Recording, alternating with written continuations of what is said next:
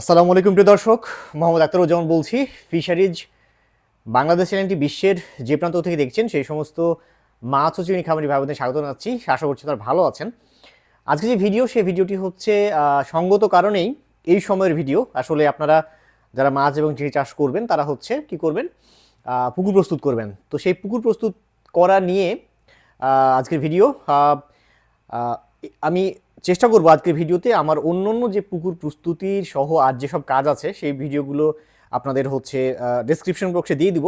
আর আজকের ভিডিওটি হচ্ছে আপনারা মোটামুটি সামারি করে দেওয়া আছে, যেন হচ্ছে আপনাদের ভুল ভ্রান্তি কম হয় আসলে। তো এই পুকুর প্রস্তুতির উপর কিন্তু নির্ভর করছে কি বলেন তো, পুকুর প্রস্তুতির উপর নির্ভর করছে আপনার এই চাষকালীন সময়ে রোগ কতটা আসবে কতটা আসবে না, কতটা আপনি ক্ষতির সম্মুখীন হবেন, কতটা লাভের সম্মুখীন হবেন, তার কিন্তু মেইন শুরু হয় হচ্ছে পুকুর প্রস্তুতি থেকে। তো বিভিন্ন জন পুকুর প্রস্তুতিকে অনেক কঠিন বা জটিল করে ফেলেন। তো এত জটিল বা কঠিন করার আসলে কোনো কিছু কারণ নাই। পুকুর প্রস্তুতি খুব সহজ একটা পদ্ধতি, এবং এই পদ্ধতিতে হচ্ছে বেশ কিছু স্টেপ ফলো করলেই হয়। তো প্রথম যে স্টেপটা আপনাকে মাথায় রাখতে হবে সেটা হলো আপনার একটা অবশ্যই আপনি চেষ্টা করবেন যদি পারেন তাহলে একটা সয়েল বা মাটির যে পিএইচ মাপার একটা যন্ত্র, সেই যন্ত্রটা মোটামুটি আপনি চেষ্টা করবেন কালেকশন রাখার জন্য। এটা আপনার জন্য বেশ সুবিধা হবে। কেন সুবিধা হবে আমি ভিডিওর মাঝখানে এটার মানে প্রসঙ্গ নিয়ে আসছি।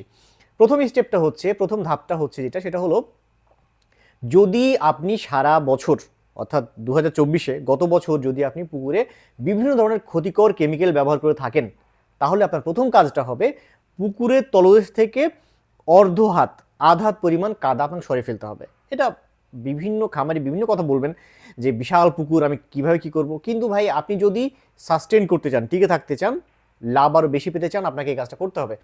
পুকুরের তলদেশ থেকে যত ক্ষতিকর কেমিক্যাল আছে এটা হলো দূর করার জন্য হাত কাদা অবশ্যই আপনাকে সরিয়ে ফেলতে হবে। আপনি তো আরও বেশি সরাতে পারেন আরও ভালো কথা, কিন্তু কমপক্ষে আধা হাত আপনার কাদা তুলে ফেলতে হবে যদি আপনি ক্ষতিকর বিভিন্ন কেমিক্যাল ব্যবহার করে থাকেন। তাহলে এরপরে পরবর্তী যে ধাপটা, 2 নম্বর যে স্টেজটা, সেই স্টেজটা বা 2 নম্বর ধাপটা হচ্ছে আপনার কাদা সরানো হয়ে গেল। যদি আপনি কাদা না সরে থাকে, মানে ক্ষতিকর কেমিক্যাল যদি আপনি ব্যবহার করে না থাকেন, তাহলে আপনার কি করতে হবে? ক্ষতিকর কেমিক্যাল যদি ব্যবহার না করেন, তাহলে আপনি চাইলে আপনার দরকারও নয় হচ্ছে আপনার ওই পানি চেঞ্জ করার।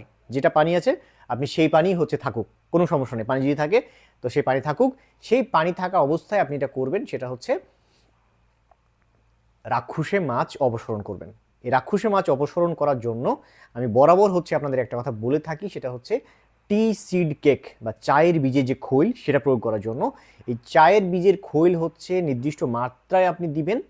এইটা শুধু যে রাক্ষুসে মাছ মারা যাবে তা না, এটার কিন্তু বেশ উপকারিতা আছে। তার মধ্যে খুব গুরুত্বপূর্ণ উপকার যেটা, সেটা হচ্ছে এটা কিন্তু জৈব সার হিসেবে কাজ করে মাটির জন্য। হ্যাঁ, তো এই আপনি কি বলে এই চায়ের বীজের খৈল বা টি সিড মিল বা টি সিড কেকটা আপনি হচ্ছে ব্যবহার করেন। এটার মোটামুটি বিষাক্ততার মাত্রা হচ্ছে 5 দিনের পর্যন্ত হচ্ছে এটা থাকে। 5 দিন পরে হচ্ছে আপনি পরবর্তী যে ধাপ সেটাতে যেতে পারবেন। 5 দিন পরে টি সিড কেক দেওয়ার পরে আপনার কাজটা হলো আপনি একটু চেষ্টা করবেন সয়েল মাটির পিএইচটা কি তা দেখার জন্য এই জন্য বললাম যে অনেক খামারি ভাই লাগলেও চুন দেয়, না লাগলেও চুন দেয়, এরকম একটা ওয়ে কিন্তু বা এরকম একটা ব্যাপার আছে। আপনি চুন দিবেন পুকুরের তলদেশে সয়েল বা মাটির পিএইচ জেনে। হ্যাঁ, মাটির বা পিএইচ জেনে আপনি পুকুরে চুন দেন, তাহলে আপনার জন্য খুবই বেটার হবে। কতটা কিভাবে চুন দিতে হবে, কোন প্রক্রিয়ায়, আপনি আমার ভিডিওগুলো দেখুন, ওখানে কিন্তু ডিটেলস বলে দিয়েছি কিভাবে চুন দিতে হবে।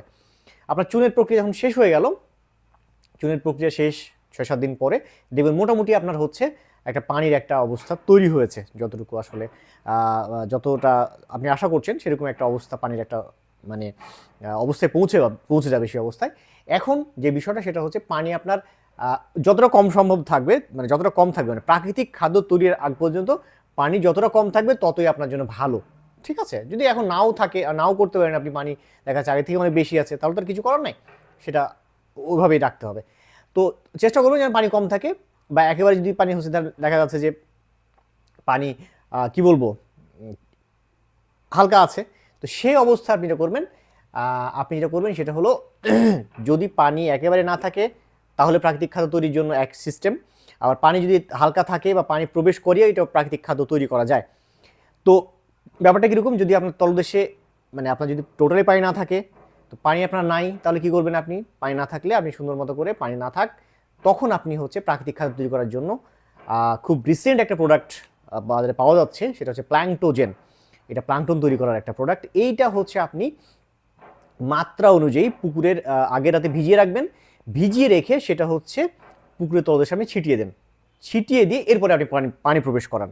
ঠিক আছে, এটা একটা ব্যাপার। আর আরেকটা যদি হচ্ছে আপনার পুকুরে পানি থাকে, ঠিক আছে, তাহলে যেটা করবেন সেটা হলো যে প্লাঙ্কটোজেনটাকেই হচ্ছে আপনি সুন্দর মতো করে আগের রাতে ভিজিয়ে রাখবেন, ভিজিয়ে রেখে হচ্ছে আপনি সারা পুকুরে ছিটিয়ে দিবেন।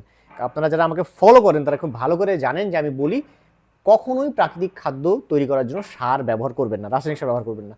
এটা আপনার মাছ চাষকালীন সময়ে থেকে শুরু করে অর্থাৎ বিভিন্ন ওয়ার্ল্ড রিনাউন্ড যে বিজ্ঞানীগণ এখন বলছেন সেটা হলো এই রাসায়নিক সারের ব্যবহার বা রাসায়নিক ব্যবহারই কিন্তু আপনার এই কী বলবো চাষকালীন আপনার পুকুরে যত সমস্যা নিয়ে আসার জন্য দায়ী কিন্তু এগুলো। সো আপনি এভাবে হচ্ছে আপনি আপনার পুকুর প্রস্তুতটা করেন, প্রাকৃতিক খাদ্য উৎপাদন করেন, তারপরে হচ্ছে পোনা ছাড়েন, এই মোটামুটি ব্যাপারগুলো। আর এই সংক্রান্ত যদি আপনাদের কোনো আরও প্রশ্ন থাকে আপনারা কমেন্ট সেকশনে কিন্তু কমেন্টস করুন, আমি চেষ্টা করবো আপনাদের প্রশ্নগুলো উত্তর দেওয়ার জন্য। আর কি বলে ডেসক্রিপশন বক্সে হচ্ছে আরও বেশ কিছু ভিডিও আমি রেখে দেবো যেন আপনাদের হচ্ছে পুকুর প্রস্তুত করতে আরও সুবিধা হয়। তো ভালো থাকবেন, দেখা হবে অন্য কোনো দিন অন্য কোনো ভিডিও নিয়ে। সে পর্যন্ত আল্লাহ হাফেজ।